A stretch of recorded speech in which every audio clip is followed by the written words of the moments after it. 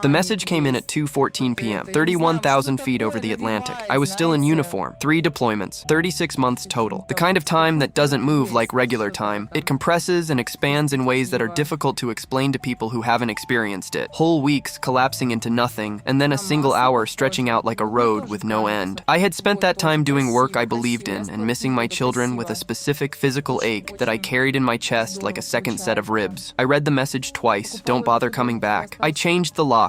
The kids know the truth about you. It's over. My lawyer will be in touch. Around me on the transport, other soldiers were already on their phones. I could see it happening in my peripheral, the particular brightness in people's faces when they call home, the way a person's whole posture changes when they hear a voice they've been missing. A corporal, 2 rows ahead of me, was already crying, the good kind, face turned toward the window. I sat with my phone in my hand and looked at the message. The thing about being a soldier is that you learn to read terrain before you move. You learn that the worst mistakes are made by people who react before they've assessed. You learn that the difference between a good outcome and a bad one is almost always preparation, what you did before the situation arrived, not what you improvise after. I had spent 36 months deploying and redeploying, and I had spent the months before each one doing something my wife had laughed at, preparing. I typed back 3 words, "As you wish." She thought that was surrender. She had no idea it was the opening move. I need to tell you about my grandfather, because without him, none of what follows makes sense. Retired federal judge Harold Holloway served on the federal bench for 22 years before his retirement. He is 81 years old and speaks in the precise, measured cadences of a man who spent 2 decades ensuring that every word he said carried exactly the weight he intended and not 1 ounce more. He taught me to play chess when I was 7. He taught me to read a contract before I signed it when I was 12. He taught me something about war when I was 26, standing in his kitchen the night before my first deployment, drinking coffee at a table where 3 generations of Holloways had made decisions. He said, "War changes the people who stay home just as much as the people who go, Marcus, sometimes more, because the people who go understand what they're doing and why. The people who stay are just waiting, and waiting changes people in ways they don't always see in themselves." He put his coffee down. "Protect yourself on paper before you go. Every time. No exceptions." I took that seriously. I took it more seriously than my wife, her name is Vanessa, understood when I sat her down before my first deployment and walked her through what I had done. The house, purchased with my VA loan 18 months before the marriage, deed in my name only. She had been aware of this when we married. She had signed documents acknowledging the existing deed structure. I had an attorney explain this to her. She had nodded and smiled and moved on. The emergency guardianship paperwork. In the event I was killed or incapacitated, and Vanessa was subsequently found unfit, my grandfather was named legal guardian of our 2 children, Jalen, then 5, and Amara, then 3. I had had a conversation with Vanessa about this. She had called it morbid and said I was borrowing trouble and barely looked at the notarized forms before she signed them. The financial documentation. Every wire transfer I sent home from deployment was logged and retained. Amount, date, source account, destination account. I sent home $3,400 a month for 3 deployments, a total of $122,400 over 36 months, which I had documented with the thoroughness of someone who understood that documentation is the only kind of proof that survives. The communication records, every video call, every Sunday at 7 p.m. Eastern, every holiday, every birthday, every middle of the night call when one of the kids was sick and Vanessa's stress bled through the screen, logged with timestamps. Every letter saved, every email preserved in a dedicated folder that I backed up to 3 separate cloud accounts. Vanessa had laughed when I asked her to sign the pre-deployment paperwork the first time. "You're so paranoid, Marcus. Nothing is going to happen." She wasn't wrong about the paranoia, exactly. She was just wrong about its purpose. I want to be honest about Vanessa, because she deserves accuracy rather than caricature. We had been good together once. I don't say that to soften what she did. I say it because it's true, and because the complicated truth is more useful than the simple version. She was smart, genuinely funny, a devoted mother in the early years, the kind of person who made a room feel warmer when she walked into it. We had built something real together before the deployment started accumulating, before the distance became its own kind of weight, before the loneliness of being a military spouse began to compound into something that changed her in the way my grandfather had warned me it might. The change was gradual. I noticed it on the video calls, a distance in her voice, a performance quality to the updates about the kids, a way of answering my questions that was technically responsive and somehow entirely withheld. I noticed that her call to complain about household logistics became more frequent, and her calls to just talk became rarer and eventually stopped. I noticed the first deployment that she mentioned a man named Craig from her spin class, mentioned him once, casually, too casually, in the way people mention things they've been thinking about and have decided to normalize in advance. I didn't confront her. I didn't have the evidence, and I didn't have the time, and I understood, from my grandfather's advice and from my own developing understanding of my situation, that confrontation was the least efficient sufficient response to what I was observing. What I did was document. Before the third deployment, I called my military attorney, Derek Wainwright, 8 years practicing JAG law, now in private practice specializing in military family matters, recommended to me by a colleague who had been through a similar situation and come out the other side intact. Derek and I had a 2-hour call. I walked him through everything: the deed structure, the guardianship paperwork, the financial documentation, the communication logs. He reviewed what I had and identified what was missing, and we spent the following 3 weeks closing the gaps. "Marcus," he said at the end of our last call before I shipped out, "if she files while you're deployed, she is going to have a very bad time." "I know," I said. "She has no idea." "I know," I said. My phone rang 6 hours after the message, somewhere over the mid-Atlantic. Derek's name on the screen. "She filed yesterday," he said, without preamble. "Divorce petition claiming abandonment. She's asking for full custody, spousal support, and she's listed the house as a marital asset." I felt nothing particularly dramatic when he said this. Not rage, not grief, something more functional, the specific mental state of someone who has been briefed on the enemy's position and is now calculating the response. My grandfather's voice in my head: "You can't be ambushed if you built the terrain." "Derek," I said, "execute the contingency plan." All of it. A brief pause. "She has no idea what she just started," he said. "I know," I said. "Let's keep it that way until tonight." We landed at Fort Stewart at 5:47 p.m. The jetway was the specific sensory overload of every military homecoming. The noise, the heat, the smell of Georgia in July, families pressing toward the exit like a tide, children running and being caught, the particular sound of reunions happening all around you that is the best and worst sound in the world, depending on which side of it you're on. I was in my dress uniform, service ribbons, 3 deployment patches, the visible record of 36 months. I had my duffel on my shoulder and my phone in my hand, and I stood in the middle of the flow of people moving around me, and I called Derek. "Are we ready?" "Process server confirmed, court officers confirmed, paperwork filed and executed. What time do you want to arrive?" I looked at the clock on my phone. 7 p.m. would give me enough time to drive to the house, give Vanessa enough time to have come home from wherever she'd been all day, and arrive before she expected anything. 7, I said. "I'll meet you there." I got in the rental car that Derek had arranged. I drove 40 minutes through the Georgia evening with the windows down and the radio off, and the particular clarity of purpose that settles over you when everything has been decided and there is only the execution left. At 6:58 p.m., I parked one house down from the home I had purchased with my VA loan and owned in my name and had been locked out of by text message at 31,000 feet. Derek was at the curb, 2 court officers in plainclothes, a process server with a manila envelope. I stepped out of the car, still in uniform. "Ready?" Derek said. "Yes," I said. We walked to the front door. Vanessa had been expecting her attorney. This is something I pieced together afterward from the timeline. She had called her lawyer in a panic when she saw my 3-word response, and he had told her to stay calm, that he would come by at 7 to review strategy, that she had the stronger position and shouldn't worry. She had spent the afternoon, apparently, in the kind of activated certainty that comes from making a decision you've convinced yourself is righteous. When I knocked on the door of my own house at 7:01 p.m., she opened it with the composed expression of someone expecting an ally. She found me, still in uniform. The composition lasted approximately 1 second before it fractured, not dramatically, not into tears, but into something more revealing, a rapid series of micro-expressions that moved across her face too fast for her to control. Surprise, calculation, the reset into a rehearsed version of the expression she had prepared. "Marcus," her voice was steady. I gave her credit for that. "You shouldn't be here. I've had the locks changed," I said. "Yes, I got your message." The court officer stepped forward. "Ma'am, I'm Officer Terrence Webb with Chatham County. I'm here to oversee the execution of a property rights order." He read from the document in his hand, and I will not reproduce the full legal text because it is dense and specific, but the relevant portion was clear. Immediate restitution of the property to the rightful owner, as named in the property deed, Sergeant First Class Marcus J. Holloway, United States Army. Vanessa's face went white. "This is my house," she said. The word "my" landed in a very specific way. "No," I said quietly. "It was always mine." She pivoted fast. I had expected this. Vanessa is not a slow thinker, and she understood in the seconds after the order was read that the terrain had shifted beneath her and that she needed a new strategy immediately. She launched into it with the fluency of someone who had rehearsed the abandonment narrative. The I did everything alone, the he chose the army over his family, the way the deployments had left her without support or partnership or any of the things a marriage is supposed to provide. Her voice had the particular quality of a prepared performance, emotional enough to sound genuine, controlled enough to stay coherent. Officer Webb cut her off. "Ma'am," he said, not unkindly. "Not unkindly at all. The property deed has one name on it. Preventing the owner's access constitutes criminal trespass. You need to step back and allow Sergeant Holloway to enter his home." The performance collapsed, not into crying, into a stillness that was more revealing than crying would have been. The stillness of someone who has played the card they believed was their strongest and watched it fail to land. She stepped back. I walked into my house. The kids were at Vanessa's mother's house that evening. She had apparently arranged arranged this before the conversation she had been expecting with her lawyer, which told me something about how thoroughly she had thought this through. Jalen was 9 now. Amara was 7. I had last seen them in person 11 months ago, and I had talked to them on video every Sunday at 7 o'clock, and I had sent them letters that I was told they kept in a shoebox under Jalen's bed, and I did not know what Vanessa had told them about me in the months since the calls had grown shorter and more strained. I walked through the house that night after the officers had gone, after Derek had confirmed next steps and left me with his card and a thorough summary of where things stood, and I did the specific thing that returning soldiers do. I relearned a space, the height of the ceiling, the way the kitchen light hits the table in the evening, the smell of the place, which was the same and different, domestic and unfamiliar all at once. Jalen's drawings were still on the refrigerator. I stood in front of them for a while. The preliminary hearing was scheduled 10 days after my return. Derek had filed our response to Vanessa's divorce petition within 48 hours of my landing, and the response was, in Derek's measured professional assessment, comprehensive. What this meant in practice was that every claim in Vanessa's petition had been anticipated, and the documentation to refute each one had been assembled, labeled, and organized into a filing that the clerk had apparently looked at with visible surprise. Judge Patricia Simmons, 27 years on the family court bench, with the reputation of someone who has seen every tactic and is not impressed by any of them, read the filing before the hearing. Vanessa's attorney, a man named Harrison, with the confident bearing of someone accustomed to winning on procedural grounds, entered the preliminary hearing with the posture of a man who believes he is in a strong position. He was not in a strong position. Judge Simmons opened by addressing the abandonment claim. "Counsel," she said, looking at Harrison over her reading glasses, "your client has filed for divorce on grounds of abandonment. Would you like to explain to this court how a decorated soldier serving 3 consecutive deployments on active duty constitutes abandonment?" Harrison began to explain. He used the word constructive several times. Judge Simmons did not appear moved. "Sergeant Holloway," she said, turning to me, "you were on active duty for the entirety of the period your wife has characterized as abandonment. Is that correct?" "Yes, Your Honor." "You were required to deploy." "Yes, Your Honor." "You were not, to your knowledge, at liberty to simply decide not to." "That is correct, Your Honor." She looked back at Harrison. "That is not abandonment. That is the fulfillment of a sworn obligation to the United States Army. Let's move to the financial claims." Derek placed the financial documentation on the table. 36 months of wire transfers, everyone logged, totaling $122,400. Bank records showing receipt on Vanessa's end. Account statements showing expenditure patterns. A forensic accountant named Sandra Reeves, 14 years doing financial analysis for family court cases, had reviewed the records and prepared a summary that identified, among other things, $31,000 in expenditures during the 3rd deployment that Vanessa had not accounted for in her financial disclosures. Harrison had not been given advance notice of the forensic accounting report. His composure, which had been considerable, developed a visible crack at that point. Judge Simmons reviewed the property documentation, the deed, the VA loan origination, the date of purchase relative to the date of marriage. She reviewed the guardianship paperwork, the notarized forms naming my grandfather as emergency guardian, signed by Vanessa, demonstrating that she had never been the sole legal authority in the children's lives that she had claimed to be. She reviewed the communication logs, 156 video calls over 36 months, every birthday, every first day of school, every Sunday at 7 o'clock. She looked at Vanessa. "Your petition claims your husband made no meaningful effort to remain present in his children's lives during deployment," she said. The word claims landed with a specific weight. "I have before me a log of 156 video calls, every Sunday for 3 years, without exception. I have letters, dated and received. I have financial records showing consistent and substantial support." She set the document down. "What I don't have is any evidence supporting the characterization in your petition." Vanessa's posture had been changing incrementally through the hearing, the confident uprightness of the morning shifting towards something compressed, self-protective, the body responding to the room before the mind catches up. Then Judge Simmons said, "I'd also like to address the timing of your filing." She held up a printout of the text message, Vanessa's message. "Don't bother coming back, I changed the locks. The kids know the truth about you. It's over." This message was sent at 2:14 p.m. on the day of your husband's return flight, she said. 3 minutes, according to the flight records, before the plane was scheduled to land, after 3 deployments, 36 months of documented support and communication. She looked at Vanessa with the expression of someone who has formed a precise and unflattering assessment. "Sending that message 3 minutes before your husband's wheels touch down does not demonstrate stability or sound judgment in a co-parent." Harrison opened his mouth. "I'm not finished," Judge Simmons said. She wasn't. The hearing lasted 40 minutes. At the end of it, the house remained mine, as it had always been. Alimony denied, given the financial records and the unexplained expenditures, the request was not supportable. Provisional joint custody, with the specific notation that the court would be evaluating the kids, know the truth about you characterization in the text message for potential parental parental alienation implications. A mandatory psychological evaluation for Vanessa before any permanent custody arrangement could be finalized. Immediate unrestricted access for me. I could pick up my children that afternoon. Harrison requested a recess to confer with his client. I looked across the table at Vanessa while Harrison murmured in her ear. She was looking at the table. Jalen and Amara were at Vanessa's mother's house, which was 15 minutes from the courthouse. Derek drove me there. I want to tell you about those 15 minutes because they were the most important of the entire day. More important than the hearing, more important than the property order, more important than any of the legal architecture that had held. I sat in the passenger seat and looked out the window at the Georgia streets going past, and I thought about my son's drawings on the refrigerator and my daughter's voice on the video calls, the way she had started calling me Daddy Marcus sometime in the second deployment, like the distance required a more formal address, and the way I had laughed and said just Daddy is fine, baby, every time, and the way she kept doing it anyway, her small private joke. I thought about what Vanessa had told them, the truth she had referenced in the text. I thought about 11 months of not holding them. My hands were still in my lap when Derek pulled into Vanessa's mother's driveway. I noticed they were not shaking. That surprised me a little. I knocked on the door. Vanessa's mother, Carol, opened it. She is a quiet woman who has always been kind to me with the careful, diplomatic kindness of someone navigating between a daughter she loves and a truth she can see but hasn't named. She looked at me in the doorway in my uniform, and her face did something complicated. "They're in the backyard," she said. I walked through the house. The backyard was small and green, an oak tree in the corner, a swing set that I recognized from the video calls. Jalen was sitting on the grass reading something. Amara was on the swing, pumping her legs, going higher than was probably prudent. Amara saw me first. She stopped pumping. The swing slowed. She looked at me with the particular expression of a child who is processing something that is too large for a single expression. "Daddy?" she said. "Not Daddy Marcus, just Daddy." Jalen looked up from his book. I crossed the backyard. I don't have words for the next few minutes that are proportionate to what they were. They are mine. I am keeping them. What I will tell you is that when Amara wrapped her arms around my neck, small, fierce, the grip of a child who has not forgotten, I understood, with a clarity that had nothing to do with property deeds or wire transfers or court orders, exactly what I had been protecting all along. Not an argument, not a case. Them. Harrison called Derek the next morning at 9:15 a.m. Derek relayed the call to me that afternoon, and his summary was precise. Harrison had used the word amicable 4 times in 2 minutes, which Derek said was the verbal equivalent of a white flag. We met in Derek's conference room 3 days later. Vanessa had surrendered her interest in the small property management business I had started before the first deployment, which she had been listed as a co-owner of, and which I had been managing remotely through a property manager named Walt for 3 years. She dropped every financial claim: alimony, asset division beyond what was legally required, the claim on the house. She signed a formal agreement committing to cease any communication with the children that characterized me as absent, neglectful, or in any way responsible for the divorce. She signed the parenting plan that Derek had drafted, which gave me equal custody time, equal decision-making authority, and a specific protocol for handling conflicts that had been reviewed and approved by a child psychologist named Dr.